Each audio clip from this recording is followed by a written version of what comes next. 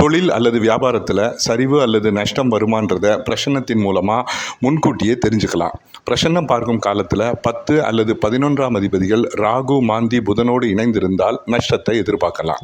பிரசன்ன லக்னத்தின் பாதகாதிபதி 10ஆம் அதிபதியோடு இணைந்திருந்தாலோ அல்லது பாதகாதிபதி பகை நீச்சம் பெற்று 10, 11, 12 நின்றாலோ 6 to 11 மாதங்களுக்குள்ள சரிவு துவங்கும். 10ஆம் அதிபதி 12இல் ராகு அல்லது சனியோடு நின்றால் அவசர முடிவு அல்லது பேராசைக்கு ஆசைப்பட்டு நஷ்டத்தை சந்திப்பாங்க. பிரசன்ன களத்தின் 10ஆம் அதிபதி சுக்கிரனின் பகை வீட்டில் ராகு கேந்து மாந்தியோடு இணைந்து நின்றால் ஆடம்பர செலவு அல்லது தவறான முதலீடுகளால் நஷ்டத்தை சந்திக்க வேண்டி வரும். 12ஆம் அதிபதி குருவின் பகை வீட்டில் பகை கிரகத்தோடு நின்றால் 7 முதல் 11 மாதத்திலும், செவ்வாயின் பகை வீட்டில் பாவ கிரகங்களோடு இருந்தால் 12 முதல் 19 மாதங்களிலும், புதன் வீட்டில் நின்றால் 2 வருடங்களிலும் சரிவு அல்லது நஷ்டத்தை சந்திக்கும்.